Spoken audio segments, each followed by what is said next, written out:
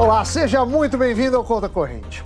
Um novo capítulo na guerra comercial entre os Estados Unidos e China afetou o mercado financeiro no mundo todo, quer dizer, quase todo, porque aqui o dólar fechou praticamente estável e a Bolsa de Valores com forte alta. Porque ficamos na contramão. Você vai ver agora porque o Conta Corrente está no ar.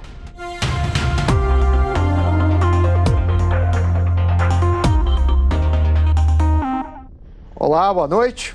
Aumenta a tensão no mercado financeiro global. Isso porque a guerra comercial entre Estados Unidos e China deu mais um passo nesta terça-feira. Só para lembrar, na semana passada, o presidente americano, Donald Trump, disse que ia tarifar os produtos chineses em 25%, totalizando mais ou menos 50 bilhões de dólares. Aí, Pequim replicou e disse que faria o mesmo, e escalando aí o montante dessa guerra comercial para 100 bilhões de dólares. Hoje, o Donald Trump ameaçou sobretaxar mais produtos, atingindo 450 bilhões de dólares em importações chinesas. E as principais bolsas do mundo refletiram essa notícia. Atenção, dá para ver. Estados Unidos, queda de 1,15% no principal índice, que é o Dow Jones. Isso é uma maior queda do mês. A London Stock Exchange, a bolsa inglesa, o indicador da bolsa inglesa, caiu pouco, 0,36, até porque a Europa não está exatamente no centro dessa linha de fogo. Agora, na China, Xangai caiu muito forte, caiu quase 4%. E Hong Kong, que também pertence à República da China, né, caiu quase 3%. Na contramão, o Ibovespa por aqui, positivo, alta de 2,26%, uma forte alta. E para os analistas, a explicação é o seguinte: as ações de banco e Petrobras foram bem. Para a maior parte dos economistas, os bancos subiram com a chance maior de ser aprovado o cadastro positivo, que pode melhorar o resultado dos bancos. Já a Petrobras foi impulsionada pela expectativa de votação de um projeto sobre direitos da exploração do pré-sal. E para falar sobre isso e os demais assuntos da economia, recebo aqui ao vivo no estúdio da Globo News São Paulo, Álvaro Bandeira, que é economista-chefe da Modal. Álvaro, seja bem-vindo ao Conta Corrente, uma boa noite para você. A gente tem que se preocupar com essa guerra comercial, assim, o que quer dizer em termos econômicos essa briga entre duas economias gigantes? Eu acho que é muito ruim para o mundo inteiro, né? Você tem um desequilíbrio em todas as commodities. Pode ser até que alguns países venham se beneficiar disso, vendendo soja, por exemplo. A China tem que comprar soja, a China tem que comprar petróleo, os Estados Unidos têm que comprar muitas coisas do mundo inteiro. Alguns países podem até, nesse meio do caminho, se beneficiar, mas o prejuízo para o mundo inteiro é muito grande nos desequilíbrios. E isso acaba desequilibrando moedas também, né? Então, é um quadro complicado a ser sanado. Agora, para o Brasil, a gente é mais beneficiado, a gente é mais prejudicado? Isso pode afetar dólar ou nossas commodities? Como que você enxerga? Eu acho que a gente vai conseguir vender um pouco mais de minério, acho que a gente vai conseguir vender um pouco mais de soja, a gente vai conseguir vender um pouco mais de milho, mas tem uma greve do caminhoneiro no meio do caminho, afetando todo o transporte pelo modal rodoviário, que é complicado. Os preços sobem um pouco e subiram nesses últimos dias, a soja subindo um pouco de preço, minério de ferro oscilando bastante, ontem subiu bastante, hoje cai. Enfim, então acho que você tem um quadro, nesse momento, muito conturbado e o pior é que isso acaba afetando lá na ponta o crescimento global, a recuperação econômica global. E aí todo mundo perde. Aí todo mundo perde. E em relação ao dólar, tem algum caminho? Isso ajuda, aprecia o real, deprecia o real frente ao dólar?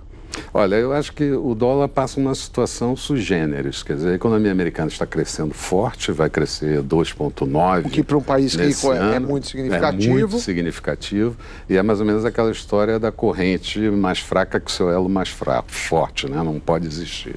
Então a moeda americana tende a se valorizar no mundo. E mais ainda, com o Banco Central americano elevando taxa e outros países elevando taxa de juros também, o que você tem novamente é um desequilíbrio nas moedas e os países emergentes e desajustados, como é o caso do Brasil, desequilibrados, como é o caso do Brasil, acabam sofrendo mais. A gente pode citar Argentina, pode citar Turquia, que também tiveram que fazer altas de juros, que tiveram que fazer muitas mudanças na sua economia, e isso vai, certamente, veio para o Brasil uma rebarba disso, uma onda disso, e o Brasil está conseguindo, de certa forma, até surfar razoavelmente bem nisso. Agora, a Bolsa hoje subiu, teve uma alta expressiva, mas é interessante que ontem os bancos caíram bastante, hoje subiram bastante, sim. O que teve essa mudança de humor? Foi só o cadastro positivo? Me parece uma alta muito forte para só uma notícia. Essa foi a explicação dos analistas. Olha só, a gente vem de 87 mil para 69 mil pontos do índice Bovespa, né? Nesse meio do caminho, ações como Petrobras, Bradesco, Itaú, Vale, Vale nem tanto, mas essas três que eu citei primeiro, todas elas caíram muito.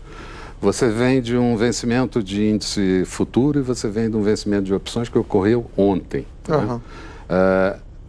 Hoje, esse movimento começou com os ADRs lá fora de bancos, exatamente por conta... O ADR, só explicando para as pessoas, é as ações brasileiras negociadas no mercado americano.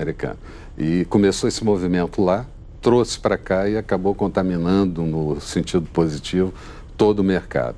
Mas a gente vem de 9 pregões de queda nos últimos 10 pregões. Então, até para cair mais, precisa ter um repique, precisa ter alguma coisa desse gênero. Então você vai ter que apurar nos próximos dias. A gente já volta a conversar, porque começou hoje a reunião do governo para definir a nova meta da taxa de juros da economia. O Banco Central se reúne para decidir a Selic e o resultado sai amanhã. A expectativa da maior parte dos economistas, dos analistas, é que ela siga nesse patamar que é de 6,5% ao ano. Mas alguns indicadores econômicos que estão sempre no radar do Banco Central sinalizam que o aumento dos juros não está descartado, e eu vou mostrar por quê. Olha só, o dólar, a gente começou o ano a 13,31, aí ele foi indo, tranquilo, subiu um pouquinho, mas aqui, mais ou menos na metade de março, disparou e não parou mais, bateu 3,68, hoje está 3,74, essa parte mais íngreme é por conta da greve dos caminhoneiros. O fato é que o dólar acumula aí uma alta muito grande e começa a pressionar inflação. Por quê? Porque com o dólar mais caro, produtos também ficam mais caros no Brasil. Ficando mais caros esses produtos, o Banco Central pode ter que subir os juros para conter a inflação. E a gente deve lembrar que, fora isso, estava conversando com o Álvaro, também os Estados Unidos está indo bem, pode subir juros lá, então talvez o Brasil tenha que subir para manter. Quando a gente fala de inflação, a gente tem uma outra tela aqui. Essas são as perspectivas, as previsões da inflação. Isso é que toda semana o Banco Central pergunta para os economistas, para os analistas, fala: quanto vocês acham que vai ser a inflação? Bom, começou, na verdade, dia 11 de maio estava 3,45. E de lá para cá, só piorou a perspectiva de inflação. A última que foi divulgada foi em relação ao dia 15/6, foi de 3,88, foi divulgada ontem, mas em relação ao dia 15/6. E aí a gente vê que o dólar já começa a ter algum impacto nisso, e também a paralisação, porque aí deixou aí alguns produtos mais caros, algumas empresas vão aumentar preço justamente para recuperar.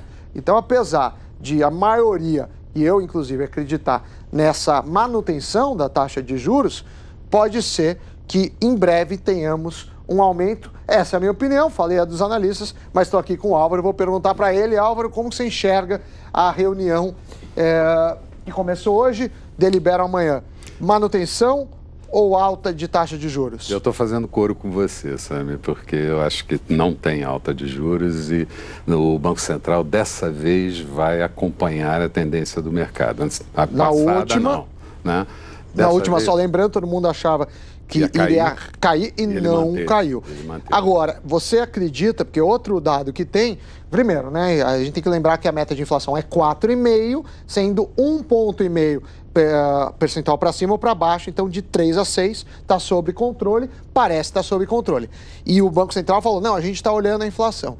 Mas você acredita manutenção até o final do ano? Ou seja, a gente termina 2018 com que taxa Selic? Eu acho que termina com 6,5. Eu acho que essa é a aposta majoritária. Majoritária, tá? Nesses relatórios. 6,5.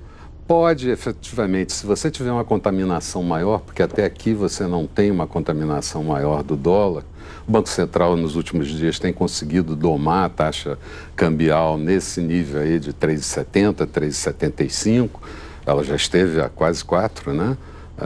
Então, eu acho que não tem contaminação na taxa de inflação, mas certamente, se houver uma contaminação, você pode ter no finalzinho do ano um aumento de taxa de juros. Mas eu acho que esperar mesmo por aumento de taxa de juros adiantou um pouquinho, vai ser provavelmente no final do primeiro trimestre de 19. Agora, quando a gente fala de taxa de juros, os Estados Unidos deve aumentar mais as taxas. Você não acredita que o Banco Central vá responder aqui, porque aumentando a taxa lá, você pode ter um fluxo aí de migração e o dólar pode subir.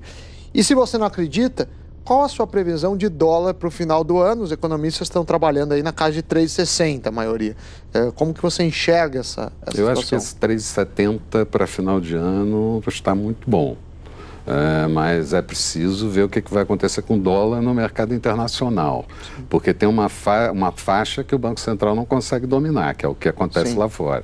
Então, eu acho que 3,70 é uma boa aposta para final de ano. 3,70, 3,75, e aí não teria contaminação e não teria necessidade de elevar juros da taxa Selic ainda nesse ano. Álvaro, obrigado pela sua participação aqui no Conta Corrente. Uma boa noite para você e até a próxima. Agora chegou a hora de dar um giro pelos importantes números da economia do dia. Vamos para o telão?